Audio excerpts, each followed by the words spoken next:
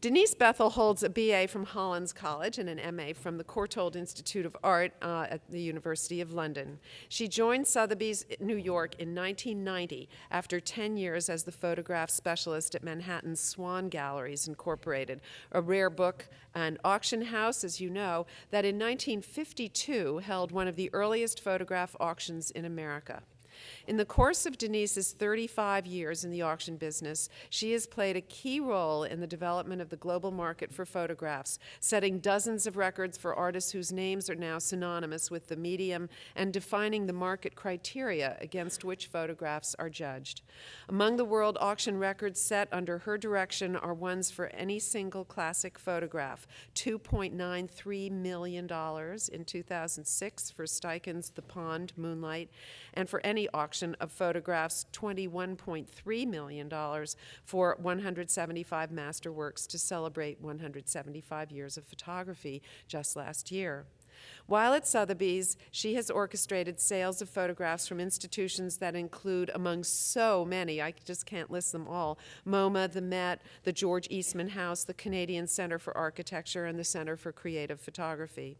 A frequent lecturer on the history of photography and the photographs market, Denise has spoken across America and in Europe. One of her special areas of interest has long been the history of the trade in photographs, and in the 1990s she began an oral history with dealers whose careers have shaped the early days of this market. In her 1997 article, The History of Photography, At Auction and the Book Trade, Sources for the Photography Historian, she discusses the evolution of the photographs market in auctions and in dealers' catalogs from London in the 1840s to New York in the 1970s. Her presentation today is titled From Book Object to Art Object, Some Observations on the Origins of the Photographs Market. Thank you, and welcome, Denise.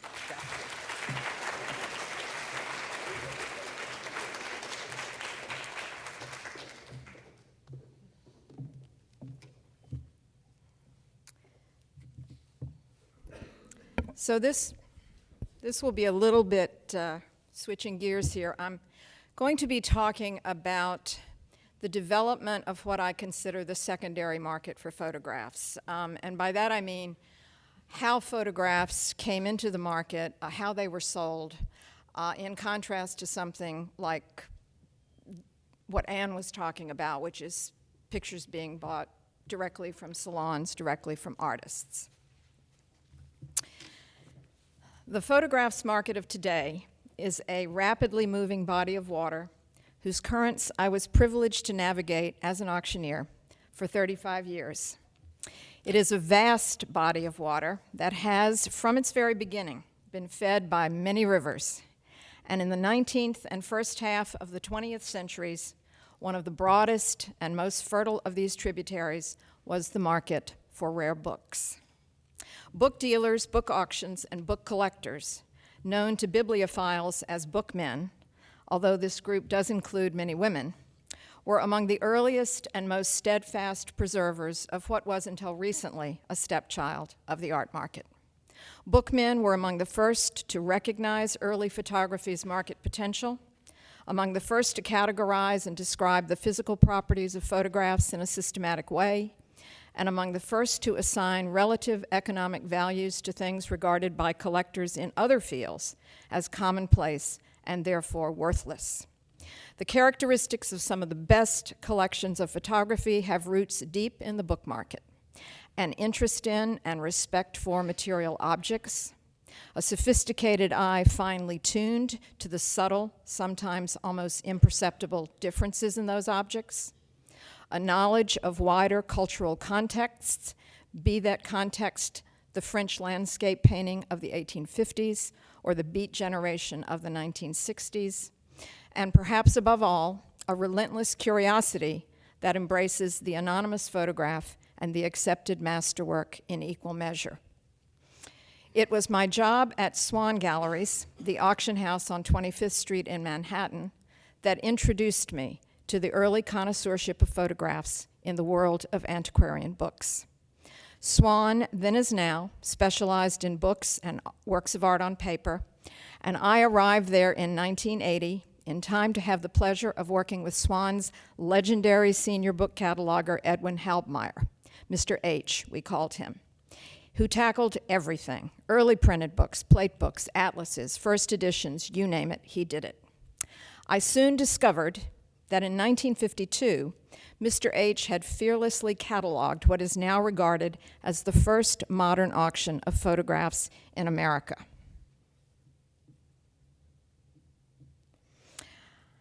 I use the term modern here because Mr. H made an attempt to catalog many things, not all things, but many things by photographer. Calotypes by Fox Talbot were listed under Fox Talbot. Motion studies by Muybridge were listed under Muybridge. And this is a cover shot of the copy of that catalog that's in the Grolier Club. Valentine's Day, 1952. And this is a page from that catalog. You can see. For those of you who are only familiar with auction catalogs of today, the early auction catalogs, not just for books and photographs, but for paintings as well, they weren't really illustrated. They might have one or two illustrations at best, but this is a typical page from a typical auction catalog of the time. This was a welcome change, this type of cataloging, from earlier auction catalogs that offered photographs exclusively by subject. And this is actually a very early catalog from 1915 of photographs by the book auctioneers Scott and O'Shaughnessy. On the back of the catalog, they advertised that they sold books and arms. I think that means arms and armor. I don't think that means guns, but you never know. And this is how they cataloged things. You know you're in trouble when you are being sold photographs of the American Revolution. But I think what we're looking at here is a catalog of what was essentially probably a picture archive that was being disbanded, and there were photographs of things like paintings and engravings. So I think you can see that I don't really consider this a modern photographs auction the way that the Marshall sale really tried to be.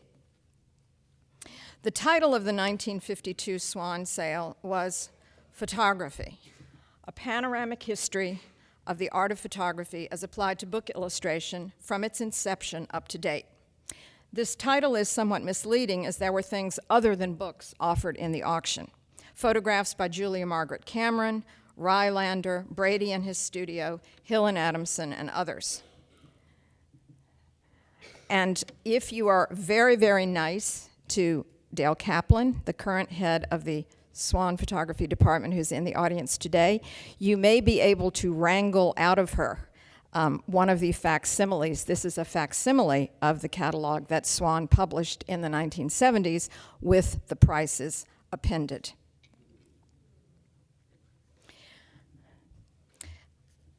There were in the auction photographs by Julia Margaret Cameron, Rylander, Brady and his studio, Hill and Adamson, and others.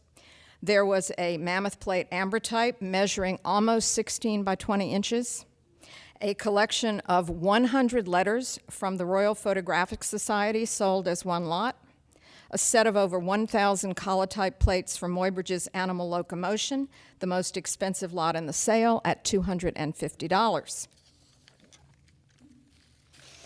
My interest in this landmark auction, sold by the estate of the collector Albert E. Marshall, a chemical engineer from Rhode Island, led me to investigate why the sale had ended up at Swann Galleries, a book auction house, and not at Sotheby's or Christie's. I wondered where Marshall had gotten his photographs and who came to the sale and how it fared. I was able to talk to Mr. H about how he researched the works in Marshall's collection using the very few reference books in the history of photography that were available in the early 1950s. But I was also able to speak to the eminent book dealer Lucian Goldschmidt, who had been at the auction as a buyer and whom I interviewed about the sale. Lucian Goldschmidt told me that people kind of felt badly for Swann when they came in the room. They thought the whole idea was a little bit crazy. He used the phrase trial balloon. He said it was a trial balloon. and it's a wonder that things did as well as they did. But in the course of my decade at Swann, I cataloged for auction many dealers' catalogs and discovered a long tradition of bookmen selling rare photographs. The catalogs of two prominent European book firms, for instance, celebrated the 100th anniversary of photography in 1939. One issued by E.P. Goldschmidt in London, and this is very important early catalog that featured photographs, and another by the Paris branch of Mags Brothers. At this juncture, what I call the medieval guild aspect of the early photography market starts to take shape for me. The person who cataloged the photographic items in this sale in 1939 was the young bookseller Nicholas Rausch, who later put together a significant photographs auction of his own in Geneva in 1961.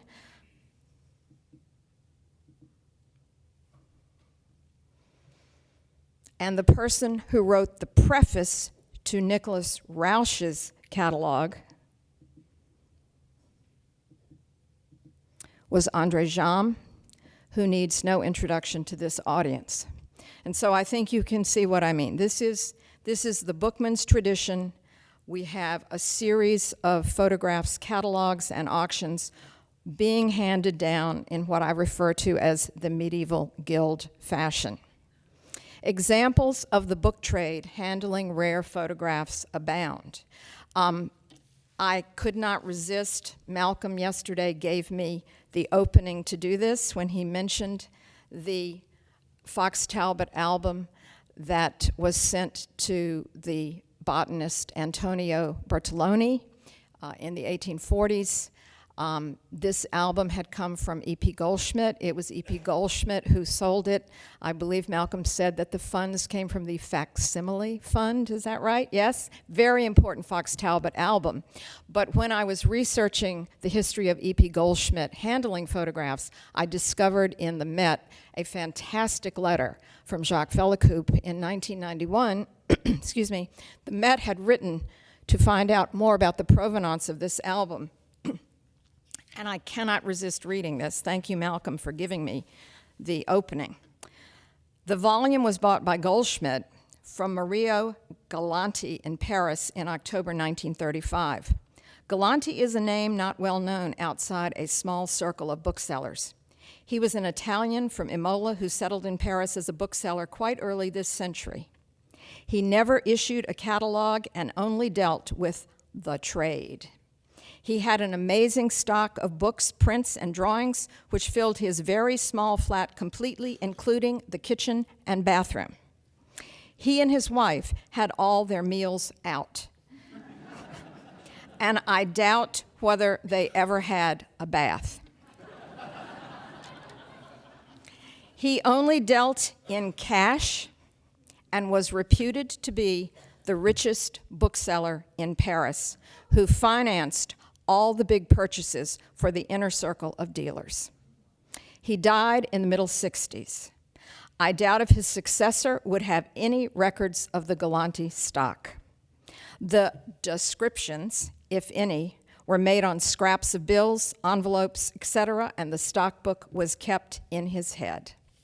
I imagine that Galanti bought the volume from the descendants of Bertoloni on one of his biannual trips to Italy. The early photographs auctions at Sotheby Park Burnett, some of you may know, were orchestrated from the book department, including the Will Weisberg sale of 1967 and the famous Strober sale of 1970. Sidney Strober, by the way, was one of the bidders at the Marshall sale at Swann in 1952. And when Sotheby's in New York started having regularly scheduled photographs auctions, it was Stuart Bennett in the book department who cataloged the first two sales in 1975. Bennett then went on to start up the photographs department at Christie's in London and is now a bookseller in New England. What I discovered was that photographs from the 19th century and into the 20th had been sold often by book dealers and book auctioneers, and thus the 1952 sale at Swann was not an anomaly, but in fact part of a long tradition. I learned that Marshall had purchased most of his photographs from bookmen, and that Mr. H's pioneering auction catalog did not rely on texts authored by curators or academics, but on research and descriptions penned by his predecessors in the book trade. Why was this the case? The simplistic answer is the form in which many photographs were presented in the 19th and early 20th centuries, in bound volumes, in journals, and in portfolios. Thus, we have photographs being sold right from the start by the book auctioneers Puttock and Simpson in London in the 1840s. Yes, 1840s book auction catalogs, photographs are being sold. Book auctions are among the oldest auction category in global commerce. The earliest book auction dates from the year 1593 in Leiden, and I should note that Sotheby's originated as a book auction house in London in 1744. When we speak of the rare book trade today, we are missing the context of the book market of previous decades. Rare books were hot. They were hot during the first half of the 20th century, and high prices for books at auction regularly made headlines. Unlike today, when the titans of Wall Street outbid each other at contemporary auctions, driving up the prices of Jeff Koons and Richard Prince, the financial and industrial titans of the past collected not only art, but also rare books, and with a passion. Think of the bidders then. Names like Huntington, Folger, J. Pierpont Morgan, Gimbel, Cortland Bishop, and the chairman of the boards of both RCA and General Electric, Owen D. Young. They all put together magnificent libraries of rare books. Book auction catalogs were so large that they were often issued in parts, and the auction could take days, sometimes comprising 10 or more sessions. A fever pitch was reached with the auction of Jerome Kern's book collection in 1929, some months before the stock market crash. The prices were so high and so crazy for books that the New York Times titled an editorial, "Bulls and Books," in which it wrote, quote, "In time, no doubt, there will be a book and manuscript exchange where a seat may cost as much as it now costs on the stock exchange." Can you imagine? This was written in 1929. Books were that hot. The editorial goes on to say the connection between the transactions of these two institutions will then be clear day by day. It was a very different time from our own. Although I have to say, the language in the press used to describe the craziness of the book prices then has echoes in the language that the press uses to discuss the contemporary art auctions of today.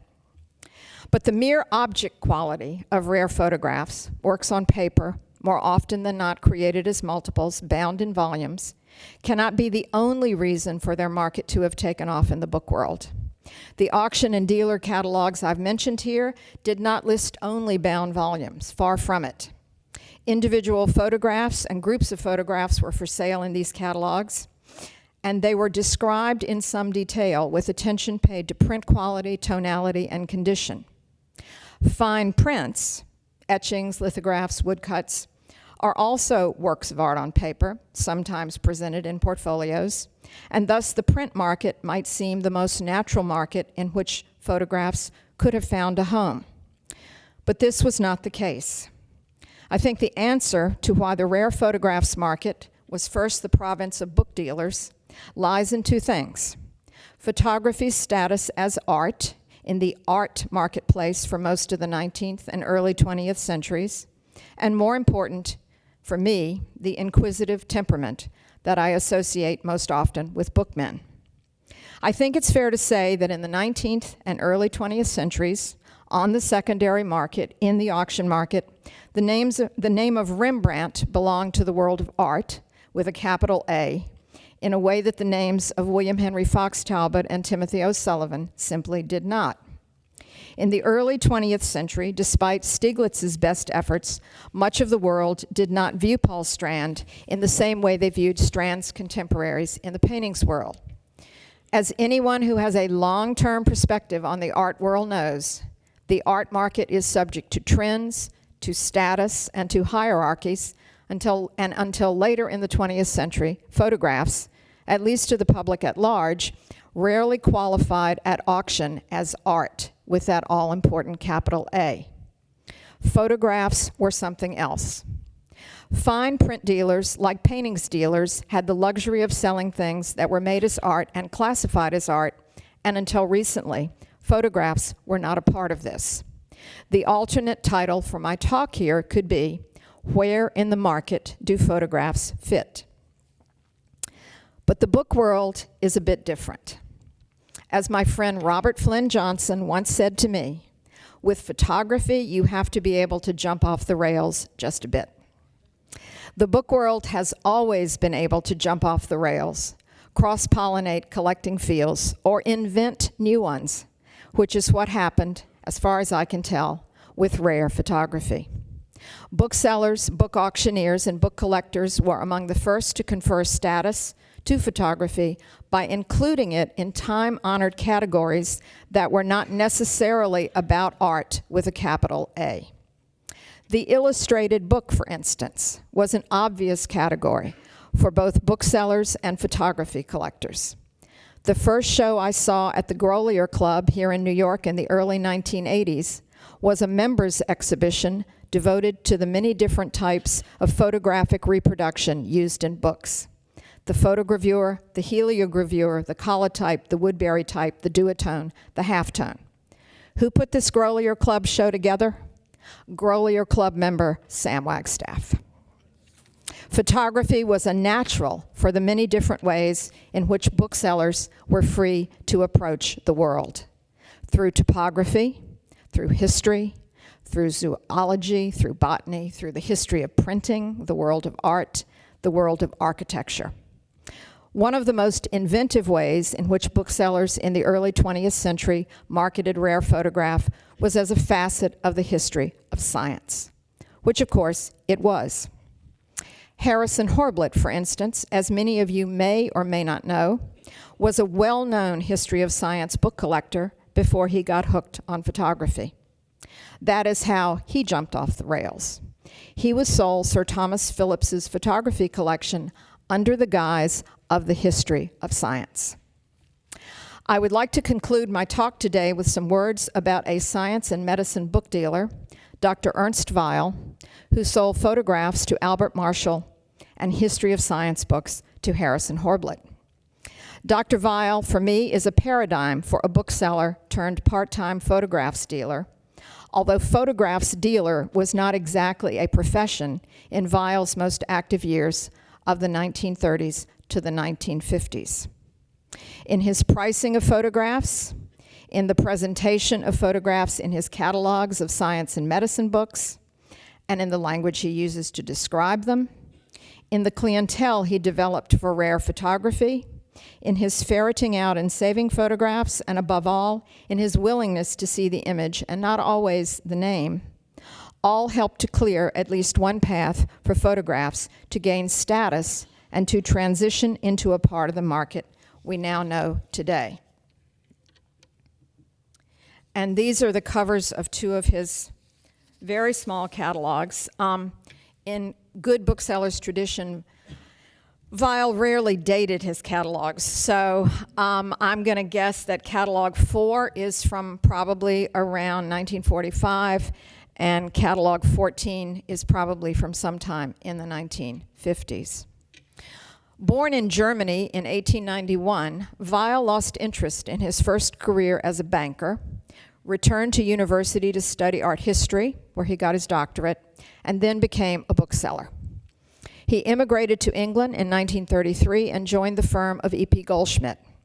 It was almost certainly Viale who wrote the photography entries for Goldschmidt's Centenary of Photography catalog in 1939, and for other Goldschmidt catalogs as well.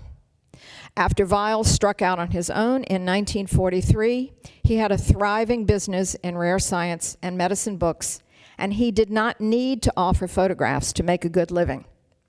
In 1955, for instance, to give you some idea of his stature in the field, He negotiated the sale from the Paneth family of something now known as the 14th century Paneth Codex, a collection of 46 manuscripts on vellum dealing with medicine and surgery, to Yale for $7,000. So he really did not need to sell photographs. The $7,000 was far more than he was asking for anything photographic, or could have asked for anything photographic at the time. Viale's prices for photographs, however, were aggressive, and he put them on par price-wise with recognized rarities in the science and medicine fields. He seems never to have stopped believing in the importance of photography and the scarcity of what he was handling, even when some things didn't sell. When he left Goldschmidt in '43, Viale took with him some of the unsold photography items from the 1939 Goldschmidt catalogs, and as was his practice for years, when photography items didn't sell, he put them away, offered them in a later catalog, and either kept them at the same price or marked them up. Another contribution to the field. Viale was very bullish when it came to photography. Helmut Gernsheim is on record as saying that the most he ever paid for any single photographs were ones he bought from Dr. Viale. Dr. Viale's catalogs are filled with information, as good booksellers' catalogs tend to be, and I would like to read to you his description of a group of Talbot Circle photographs from his catalog number 14, the one on your right, featured on the cover. If I'm right that this catalog comes from the early 1950s, I think this is an absolutely fantastic catalog description that would stand up in any auction catalog today. This is how this group of photographs was cataloged. It was, read it and weep, a group of 44 extremely fine Talbot-type wax paper negatives and 40 contemporary prints from these negatives by Henry Fox Talbot and his circle. All Roman views, each dated and most with the exact description of the place photographed. The dates are between 1856 and spring 1857. Added to it, some most important manuscript material, sheets of prepared but unused photographic paper, and some experimental prints. Also, 8 other calotypes, mostly portraits, preserved in 2 old cardboard folders with ties, 75 pounds. And this is the catalog note. These fine and large views were taken at Rome. There is also one of Florence by a collaborator or pupil of Talbot, but who it was who took them, I have not been able to find out. Mr. Harold White, the great authority on Talbot, thinks it was not the Reverend Calvert Jones himself, but they are very similar to his work. On a small manuscript with photographic notes of paper, Ashridge, Great Berkhamsted, Henneman is mentioned. Henneman was Fox Talbot's assistant, who was in charge of the Reading establishment, where he superintended the printing of the Pencil of Nature prints. Afterwards, the establishment was transferred to 122 Regent Street, which address is also mentioned in the manuscript. Again, Viale's description continues. The collection comes most probably from the property of the Marquis of Northampton, as a fine early calotype portrait of his dated 1857 and a number of other calotypes of his circle were found in the folders and are still enclosed. And then Dr. Viale starts to describe how the pictures look. To get better effects, the sky of the negatives has been blacked out. The fine prints in deep brown calotype colors are mounted, and many notes of the photographer are found on them. These Roman views, which are beautiful, there are 2 specimens of very large views on 2 sheets, are most interesting from an archaeological point of view too, for they illustrate the Rome of nearly 100 years ago, much of which has disappeared since. Altogether, a collection untouched in such fine condition of negatives and positives of such an early period in photography will not turn up often. It doesn't get better than that. And that's from sometime in the 50s, okay? The catalog entry exemplifies what a bookseller like Viale contributed to the photographs market. A clear and articulate description of what was being offered, an attempt to place the item in its proper historical context, a use of consistent language to describe the artistic quality of the prints, and an indication of provenance, even if it was not certain. With these kinds of descriptions in his medicine and science catalogs, Viale began to educate his audience and to develop an audience for this material. And here are two more catalogs. And then I will show you what the interior of one of his catalogs looked like. This also is from catalog 14. And not only does he have these wonderful descriptions of photographs by Fenton and photographs of the Indian Mutiny by Beato, but take a look at item number 314, calotypes made in Scotland by C.S.S. Dickens. Now, what I think is really great here, and again, this is characteristic of Dr. Viale's catalogs, and I think characteristic of a lot of booksellers' catalogs as well. He had the names. He had Talbot, he had Fenton, but he was willing to take a flyer on somebody like C.S.S. Dickens, okay? In a catalog, beautifully described, what he could find out, what he couldn't find out. And this I associate totally with booksellers.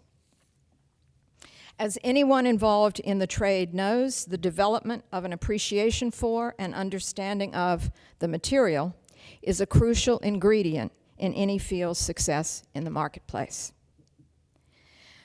The Grolier Club here in New York recently purchased Viale's papers from his family, and they are fascinating.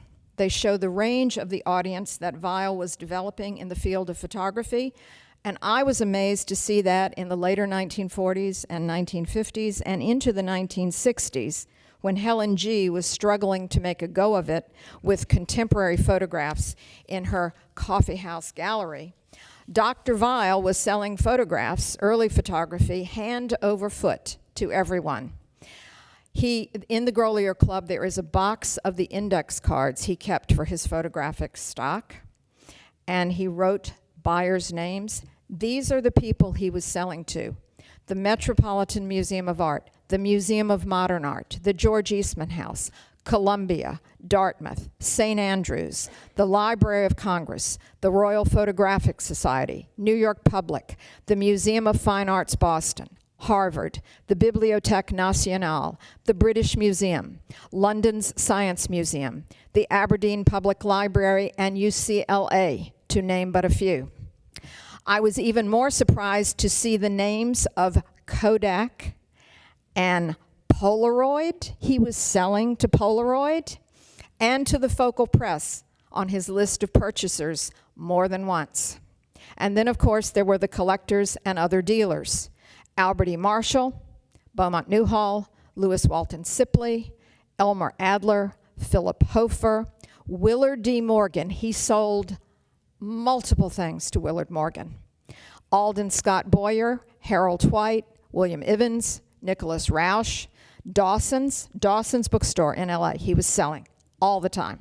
Jake Zeitlin, some of you may know Jake Zeitlin, the late Jake Zeitlin of Zeitlin and Verbrugge, the booksellers in Los Angeles, who also started selling photography, and Helmut Gernsheim. What Viale's papers do not show, regrettably, in any systematic way, are the sources for his photographic offerings. But some of his correspondence indicates, at least to me, that he had completely jumped off the rails and into rare photography, because in 1945, during the war, he began to run notices in papers like the Bath Chronicle and the Scotsman, advertising for photographs. And he got responses. There is a wonderful exchange of letters between Dr. Viale and a Mrs. M.A. Duck I'm not making it up, Mrs. M.A. Duck of Limpley Stoke, Bath, not too far from Laycock Abbey. She had seen his advert, as she calls it, in the Bath Chronicle, and wrote to say that she had several things by Fox Talbot and could possibly get others from people in the area. Her brother, for instance, seems to have had a large collection. She mentioned in particular two Fox Talbot, quote, plates she owned, which Dr. Viale mistakenly assumed to be paper negatives and which she then mailed to him. They were, in fact, glass negatives, and what Dr. Viale described as the large one arrived completely broken. But this did not stop their interaction. I enjoyed especially this letter from Mrs. Duck, who seems in the end to have been enlisted by Dr. Viale as a kind of scout. And I'll read it. It's wonderful. Dear sir, thank you for your letter of the 17th and enclosed check for £4, because he did buy many things from her. I have been in communication with several people and so far can only get 2 glass films, I'm not sure what she means, of Fox Talbots, which are not at all clear. In fact, no object can be seen on them. And I can sense alarm bells going off. Would they be of any use? My brother, who had a collection, has unfortunately given them all away. I shall probably be going to Laycock shortly and will then make further inquiries. These 2 films come from Laycock Abbey with those I sent you, and if you think would be of any use, I will post on to you. Thanking you, yours faithfully, M.A. Duck. One of these seemingly blank glass films may have been the small glass negative of a window at Laycock Abbey, which Dr. Viale offered in his catalog number 7. It's hard to know. But we are sure that Viale did offer in his catalogs Hill and Adamson's that he bought from people in Edinburgh who saw his advertisements in The Scotsman. There is correspondence with Miss Christian Caird Inglis of Rock House, where Hill had lived, and Miss E.M. McGillivray, daughter of the sculptor James Pittendry McGillivray, who had collected Hill and Adamson's early on. As Helmut Gernsheim commented when he spoke at one of the early APAD fairs back in 1984, without the pursuit of rare photographs by booksellers, much of this material might have disappeared. I know both photography people and book people. I have conducted photographs auctions for 35 years, and I am also book obsessed, a proud member of the Grolier Club. In conclusion, I would like to say that the temperament of the best photography collectors I know and some of the most interesting book people I know is oddly similar. There is a willingness to discover, a willingness to create new categories, a willingness to love the smallest, often anonymous thing in a collection as much as the object worth thousands. This is how a great part of the photography market began, as a new category, and it was a category developed from the start by bookmen.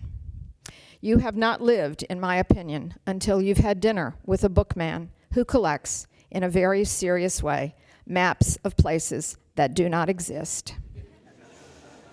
Or a photography collector like the late Gordon Bennett, my dear friend, the late Gordon Bennett, who in the 1960s traded his collection of Indian miniatures for 2 disc-bound Watkins Mammoth Plate albums when virtually no one knew who Watkins was. For some, this might signal a breathtaking eccentricity, and I suppose that it is. But as John Zarkowski once wrote, if the charm of a family album escapes the would-be collector, then the intelligence of Walker Evans or the hedonism of Edward Weston will also, for they are all equally photographs. John Zarkowski wrote this in 1970, 5 years after Dr. Viale passed away. And he also said at the time, in 1970, that a collector who embarked on putting together a collection of photographs would have very little competition. That was about to change. In the early 1970s, my colleague Philippe Garner started doing photo auctions at Sotheby's in London. Our gracious sponsors, Celso and Sandra, started buying photographs, as did our speakers later today, Jan and Trish. Thank you very much.